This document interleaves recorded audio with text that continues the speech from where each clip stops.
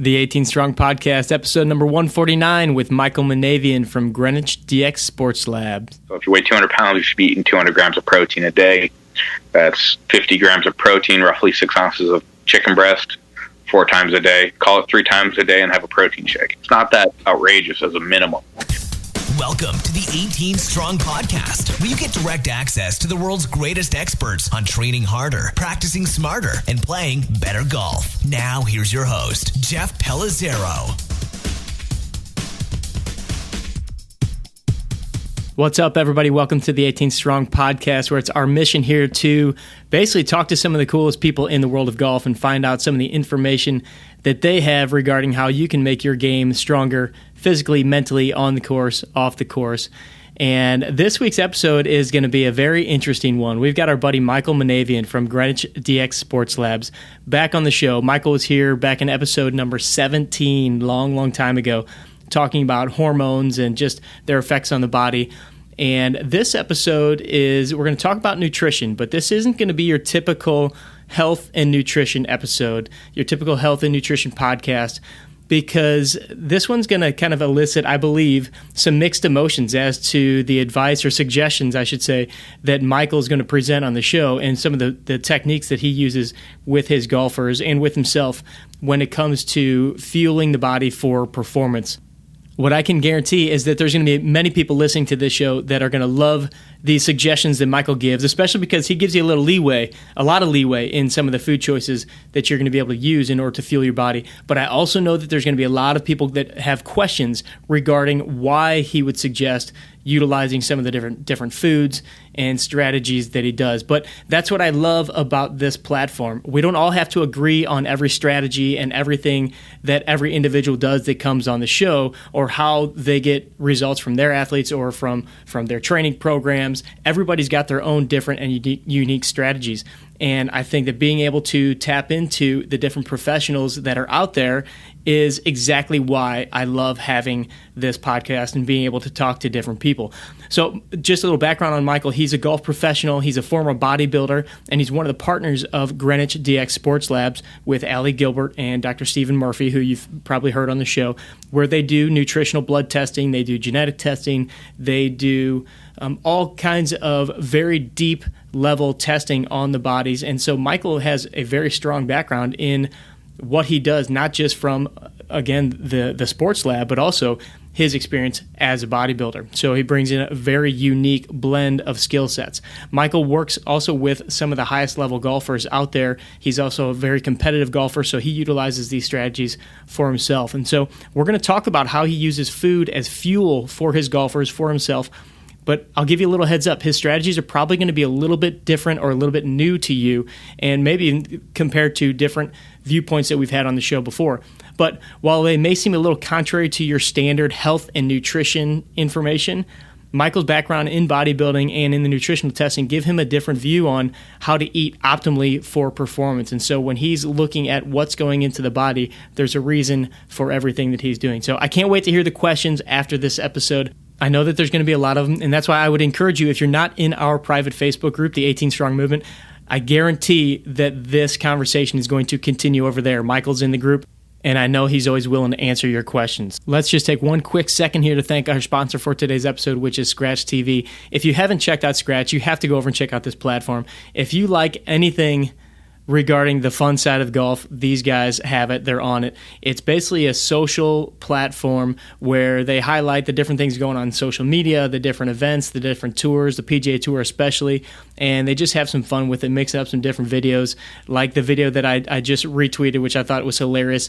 where they said that since Matt Kuchar never cusses on the golf course, they just put together a montage of him on the course and just bleeped out random words where it sounded like Matt Kuchar was cussing, which was just hilarious. So check out those guys, scratchtv.com, or especially check them out on their social media platforms, Twitter, Facebook, Instagram, all of those, because they have a lot of their content parlayed through those different avenues. So go check them out, scratchtv.com. All right, let's not wait any longer and get into this episode with Michael Manavian. Michael, welcome back to the show. So glad to have you on again, man. Thanks, Jeff. I appreciate being back on and everything 18 Strong and yourself have done for us at the Sports Lab at Clay, and and everybody else. So thank you again, Jeff. You got it, man. I consider you and Allie and Dr. Murphy. We always have kind of our go-to people that we lean on for different information, and you guys obviously are one of my go-to resources for different things. Nutrition, hormone, blood testing, things like that. And so, I'll put in the show notes all the different episodes that we've had with everybody from up there because there's so much great information. But recently I did an episode on hydration for the golfer, and I got a lot of great feedback on it, and a lot of questions came up from that. And in our private Facebook group, the 18 Strong Movement, you replied kind of with your protocol to the hydration that you use personally on the course when you're playing competitively, and what you use with your clients. And that even just kind of got a conversation started about what to eat on the course. And so I figured, let's bring Michael back on and let's talk about everything that we need to know about what we should be eating on the course, during the round, before the round, after the round.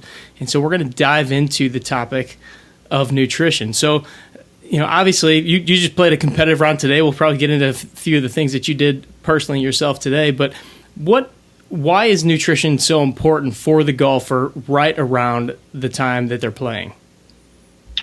Sure. So before I answer that, I do want to backtrack just a hair here and point out the obvious. I am not a doctor. I'm not a nutritionist. I don't have a degree in anything other than golf management with a business administration focus from Methodist. But all that said, there's a reason why people come to me and continue to ask me for the question that you just asked. What do we need to eat? So check with your doctor, all caveats aside. I'm not a scientist or any of that stuff. I do have a lot of empirical knowledge that I've taken from my bodybuilding background and personalized it for golf. So the way I speak is pretty plain English. I won't use a lot of science talk, and I'll just kind of tell you what I think works, and based on some obvious science and empirical data that I've seen and used. So this should be pretty fairly simple. So to answer the question, there's a purpose for food and a purpose for nutrition as it relates to golf, which is really performance eating. And that's completely different than eating healthy or eating for fitness or eating to fuel your workouts. So if we can put all those aside and just focus in on, okay, you're going to play a competitive round, whether you're an elite athlete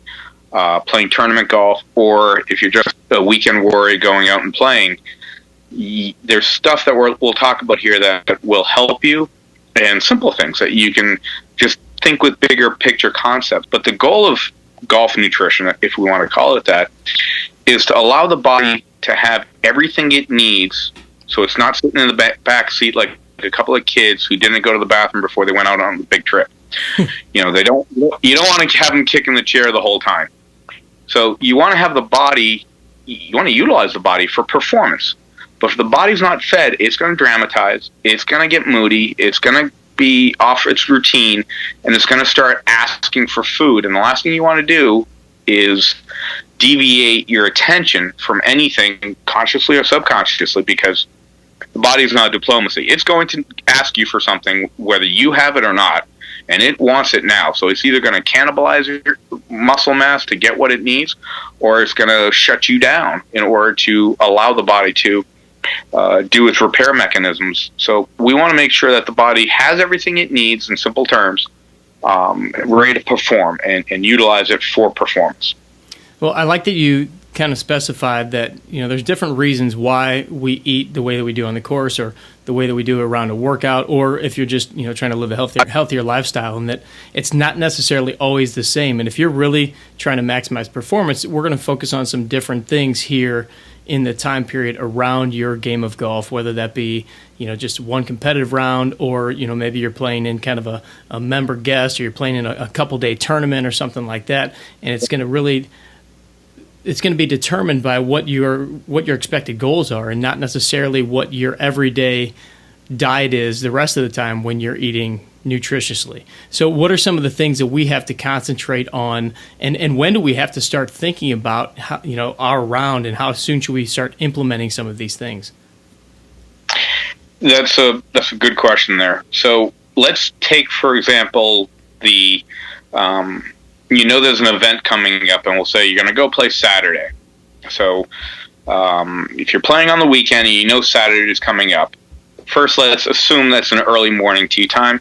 There's two tee times that I remember the Webb Simpson interview that you did. He either has an early time or a late time, and everything kind of goes around that. Same thing here. You either have an early time or a late time.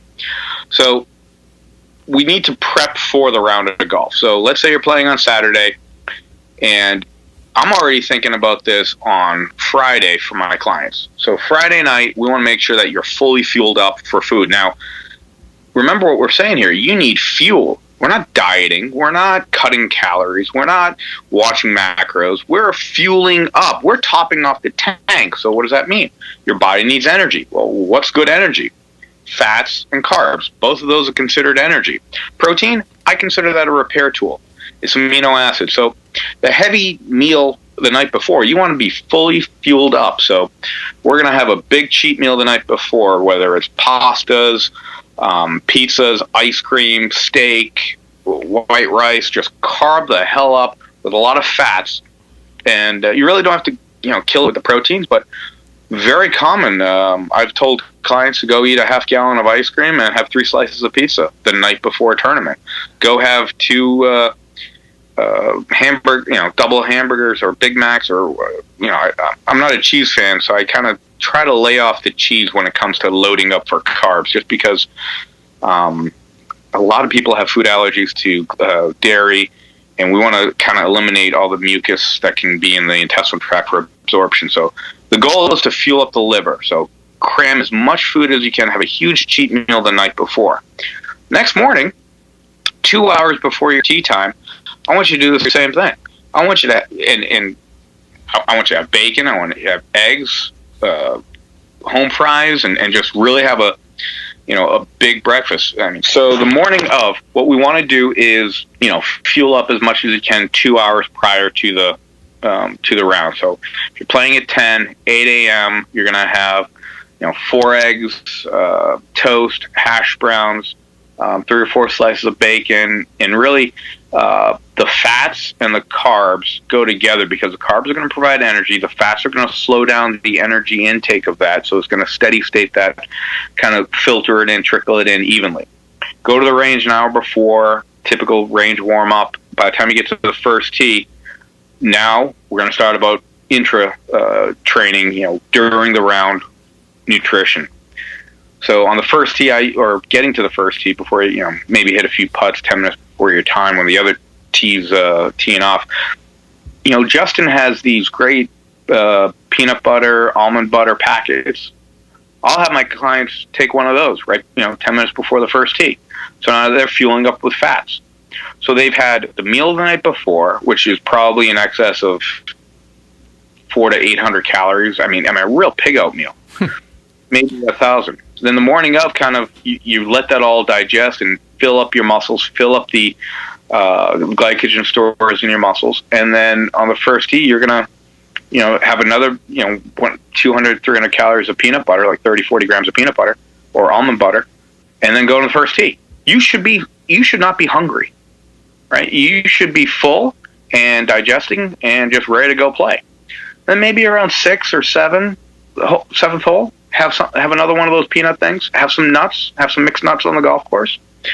And then by the time the round's done, you're maybe on 12 or 13, you want to do the same thing. And then by the time the round's done, now we need to talk about, well, what are we going to do post-round nutrition? Go-to staple for me is a burger and fries, or like a chicken parm sandwich, and just get enough protein, enough carbs to kind of settle the loop in, and then you go back to your normal diet after that.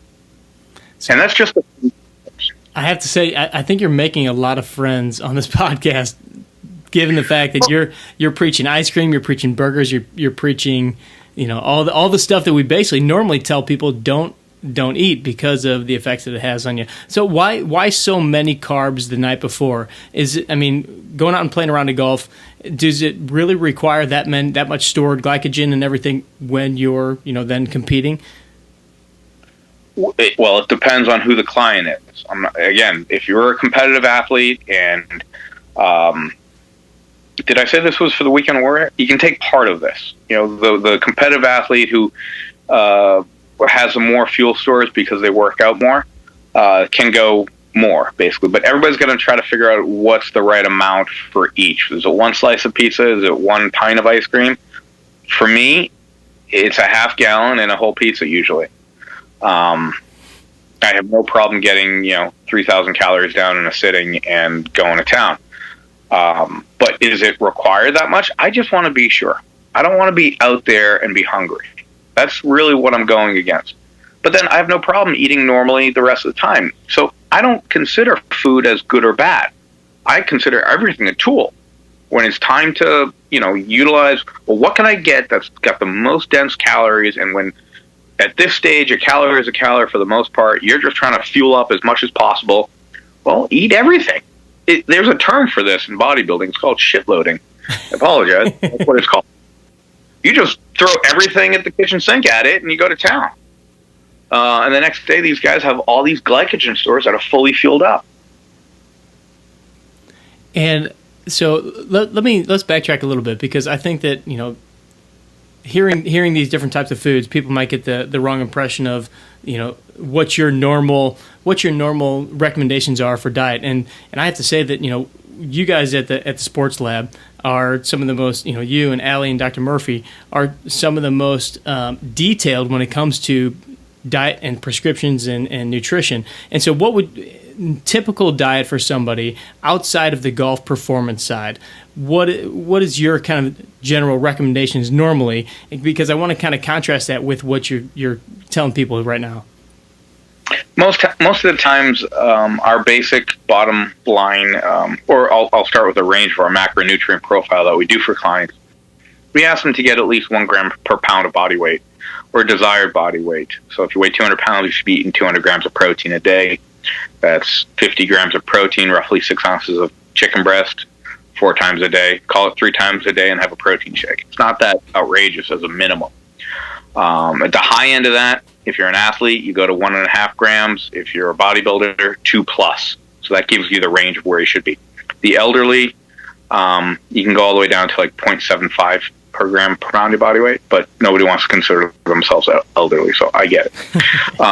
Carbs, I have a range between 0 grams per pound of body weight to 2+.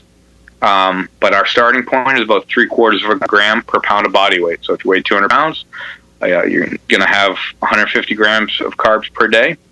That's 50 grams with the first 3 meals, and I replace the 4th meal with vegetables, which I don't count as towards that mix, because they require more energy to burn than they do put into the system. So I don't count green leafy vegetables as a calorie.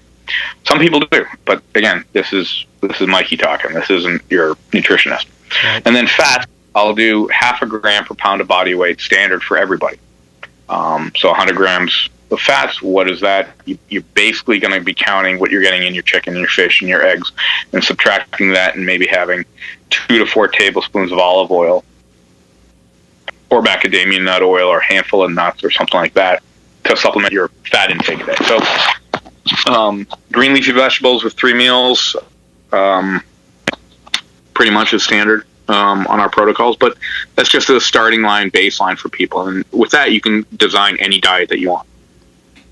Yeah, and I think, obviously that's pretty much what we talk about mainly here on the show, and different guests that we've had on, and obviously with the guests from the sports lab that we've had on, talking about the nutrition side, the everyday meals. And so I just wanted to kind of highlight the fact that it's not that you're preaching burgers and French fries all the time, but again, this is a different way of looking at how you're fueling your body for the round of golf. I have heard you talk about during the round, the difference between, or even maybe outside of the round, but around your game of golf, the difference between wet carbs and dry carbs. What's the deal with wet carbs and dry carbs?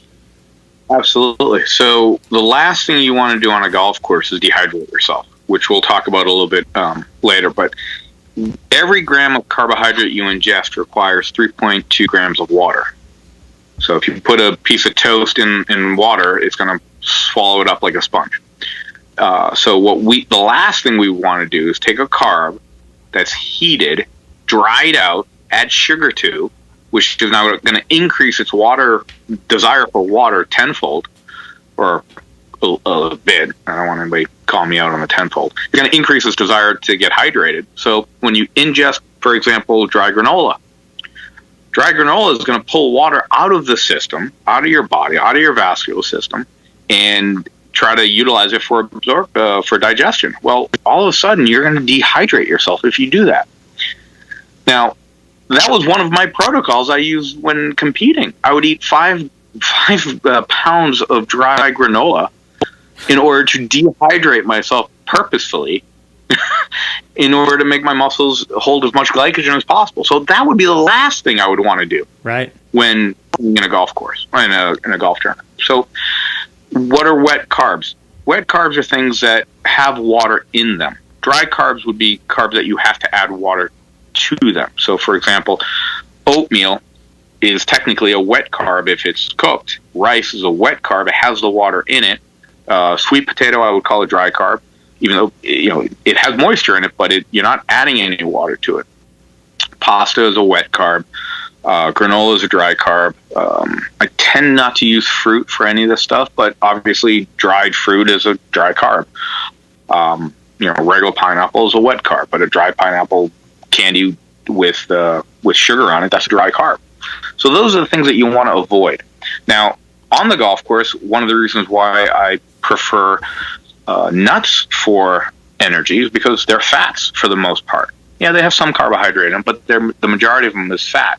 And as we know, fats are oils, and oil and water don't mix. So you can eat all the fats that you need on the golf course from peanut butter or almond butter or a handful of mix-ups, and you won't actually have any insulin spike. You won't have any sugar drops. You'll have a steady sugar state throughout the round. That's why I want to fuel up the liver beforehand with all the junk food before, so it's stored in the liver and you're ready to go. So you don't have all this blood sugar spikes throughout the day, throughout the round.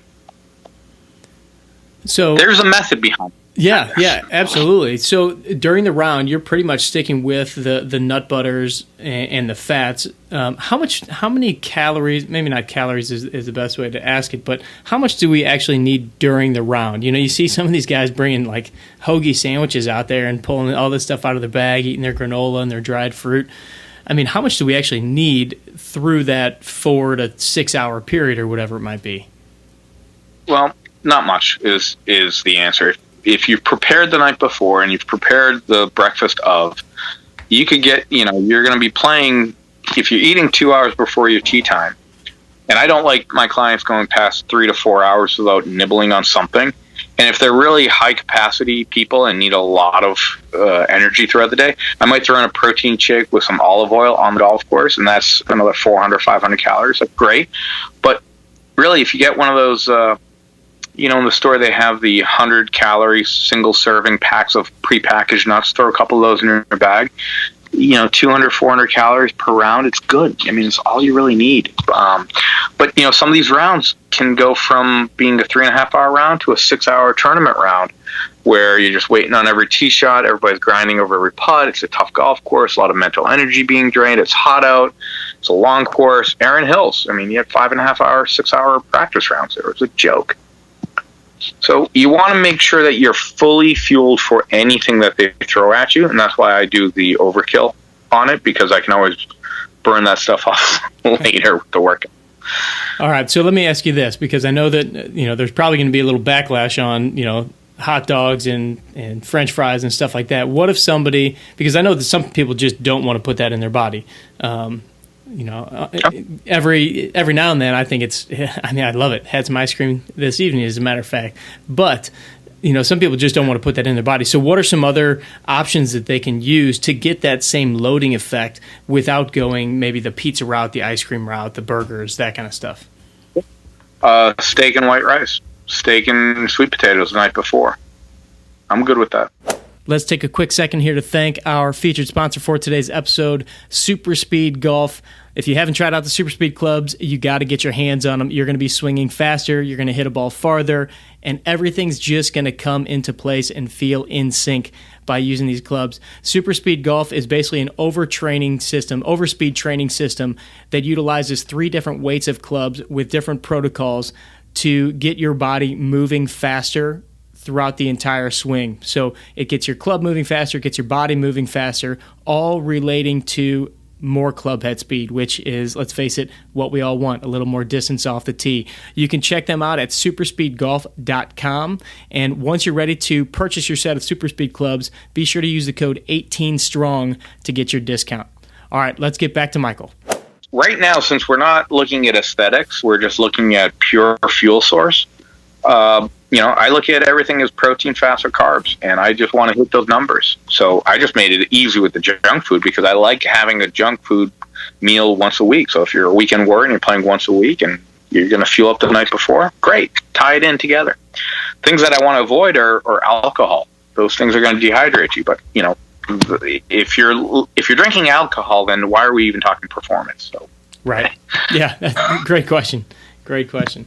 So let's dive in a little bit to some of this stuff, some of the hydration pieces, because we touched a lot on this several episodes ago. But I know that you really went pretty deep on what you do personally, and then again we're talking about some different levels of athletes here, and based on what your level of performance is and what your level of desired results are.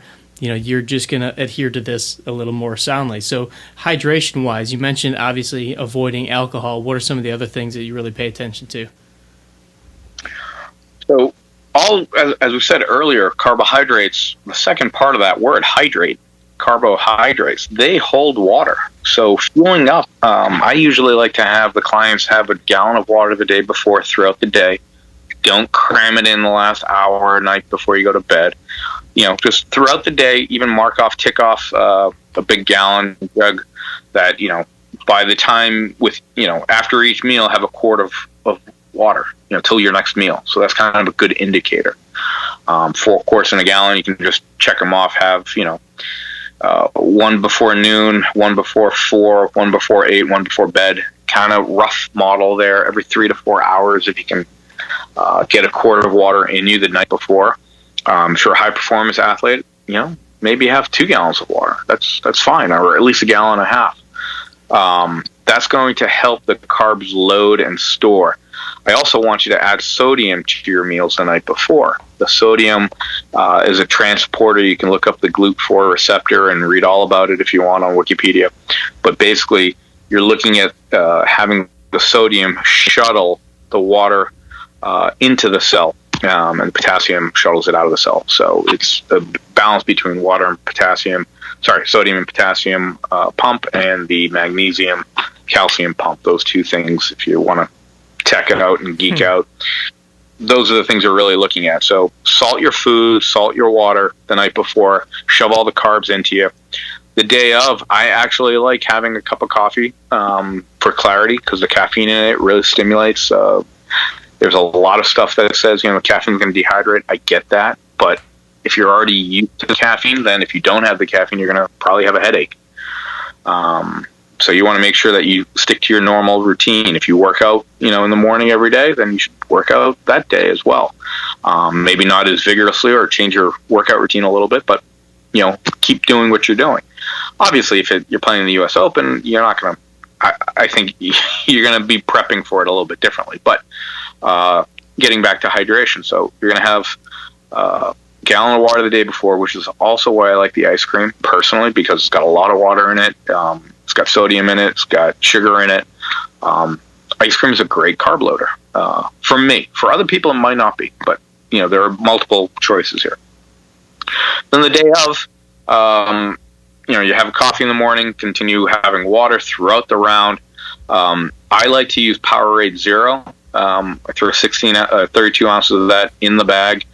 I usually have another one in the side pouch. I freeze one from the night before so that it'll be decently cool the day of. I'll put some creatine in there, which will help the hydration.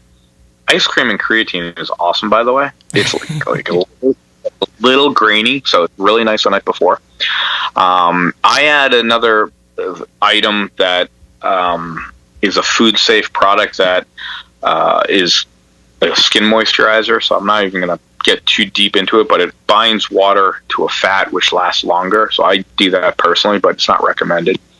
To be able to get a triglyceride that can hold water. It's a really cool item. But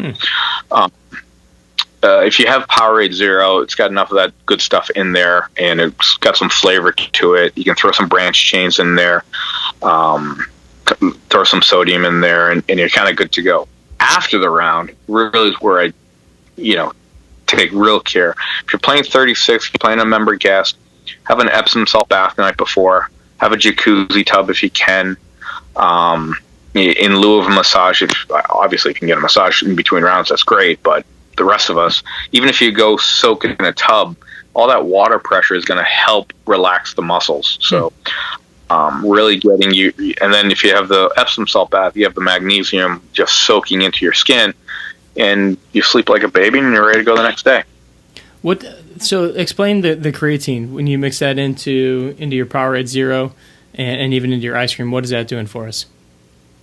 So creatine is basically going to hydrate the cell on the inside, especially with the sugar. It's part of the ATP, ADP energy pathway mix. Again, I can't verbalize that for you because I never really studied it. I just know that creatine fills you up, it hydrates you, and it shuttles sugar and water into the cell very nicely.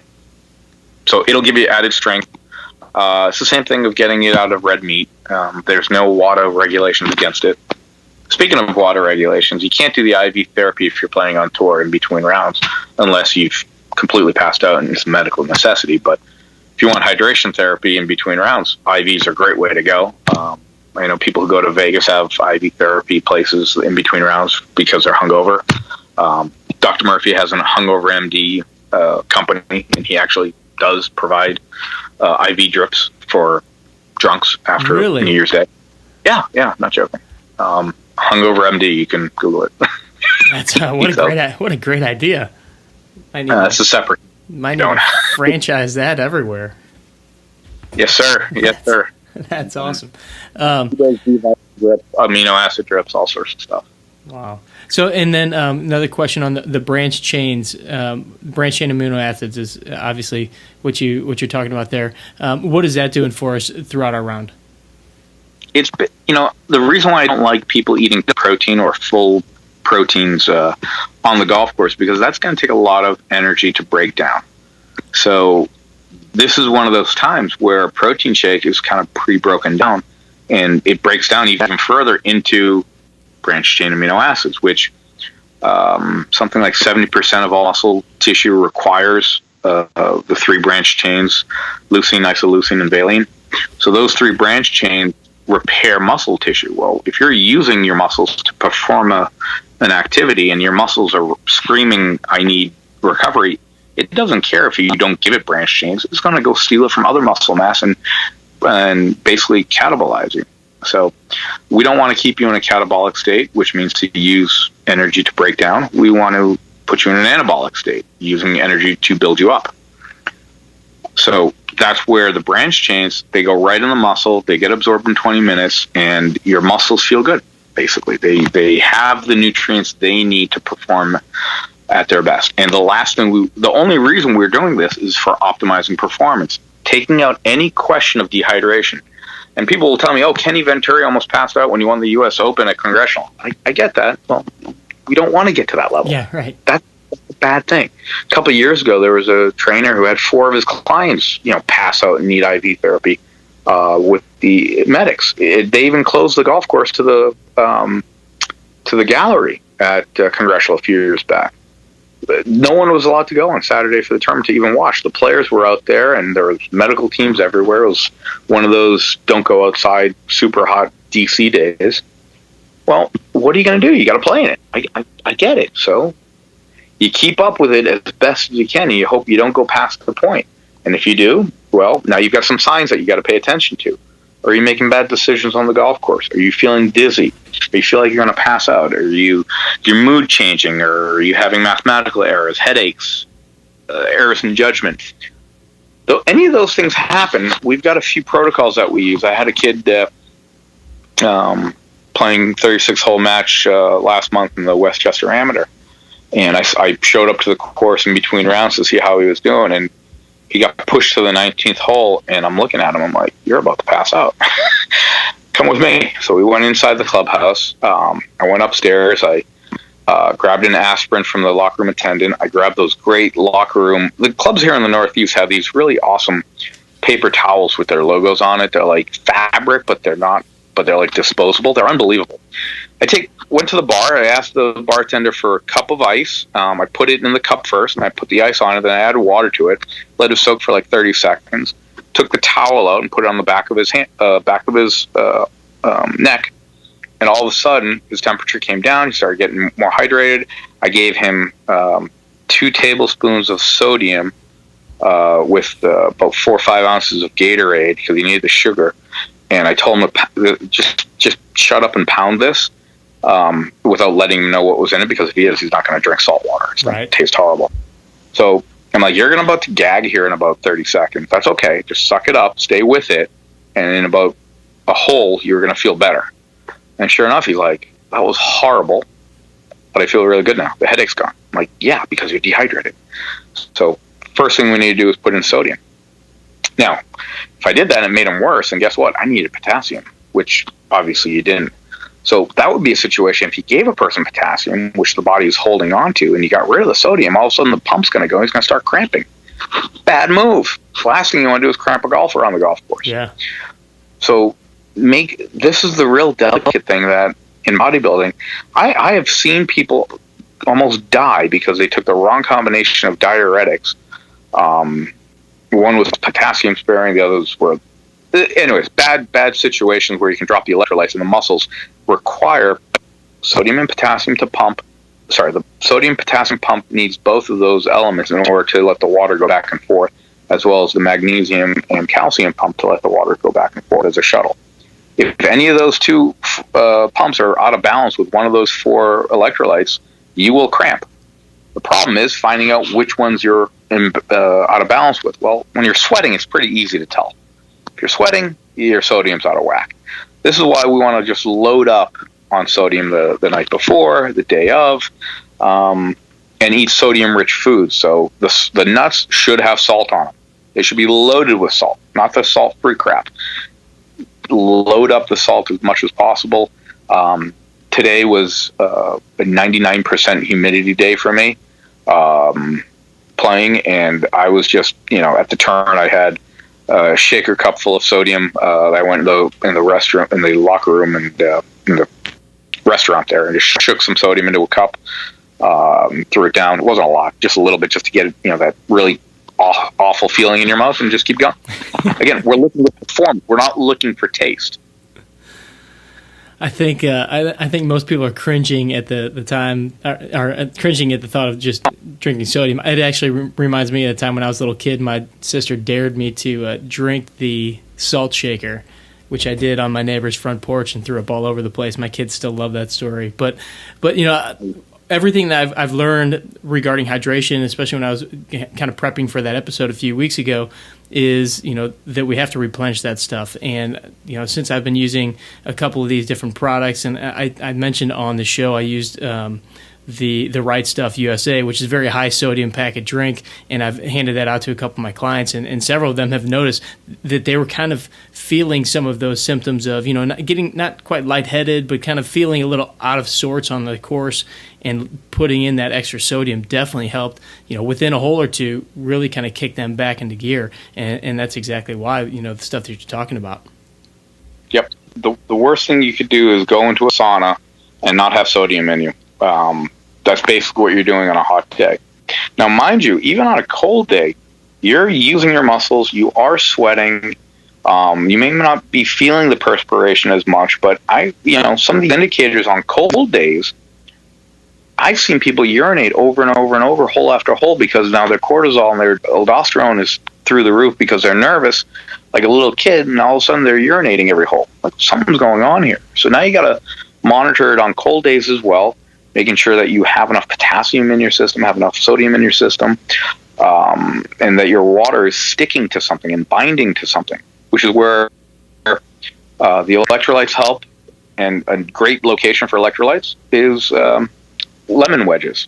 So, cut up some lemons. If you want to walk to the golf course with a water bottle full of lemons, great. Awesome. Lemon water is fantastic. You're going to be that weirdo at the golf course trying to be healthy when everybody else is drinking beers. But that's an alternative. That's fine. Absolutely for it. Because the electrolytes in the lemon actually bind the water to something to stick versus just drinking straight water and just lavishing urinate at the other end. All right, so let's kind of do a bit of a recap here because we talked about so much stuff in just this past 20, 25 minutes or so. Let's do a recap. So you said that people come up to you all the time. I think even one of your playing partners, you said, Googled you recently and found out what you did and was peppering you with questions. But so when somebody comes up to you and just in a short, brief conversation, they say, Michael, what's the best thing that I can do nutrition-wise for my next round? What would you tell them in 30 to 60 seconds? Don't be hungry. I'll just leave it at that. 5 seconds. Make sure you're fed. Make sure you've had food 2 hours before your tea time. Make sure you have enough water and sodium-rich nuts in your bag when you're going to go play. Stay away from granola bars. Stay away from protein bars. Stay away from anything that's a dry carb. No rice cakes, no Triscuit snacks, some of the golf courses around here at the turn, they have, crackers and goldfish and things like that to snack on. I would not eat those. I also wouldn't eat the fruit that they have there, but I would go after the peanut butter and the water or a Powerade Zero. Even though G2 has I'm thinking about items that the golfer who's at a golf course can find easily. Yeah, because that's always a dilemma. That's always a problem. You walk in that tea house or the little shack, and you're right. It's goldfish, it's chips, it's that kind of stuff. Cookies, right. The last thing you want is a dry flour in your system, looking for more water to be digested. The last thing you want. So wet carbs, if you need them. Fats, you can always go well with it. Sodium, always go well with it. A Diet Coke at the turn has sodium in it. So, it's got water, it's got sodium. Not the healthiest option, of course, but it's better than full sugar, spiking your insulin, or a full Gatorade. Definitely wouldn't do that. So there's more, I guess, the answer is there are more things not to do, more bad choices available that you need to make sure you don't do. And add in the good choices that you can really prep ahead of time.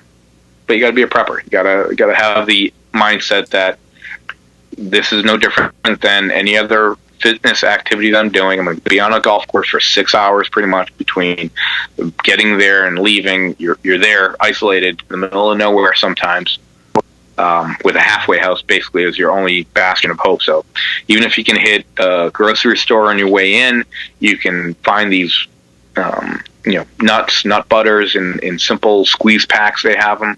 They're really great. They're really easy, and things like that. And you can be in and out of the grocery store in 10 minutes and on your way to the golf course.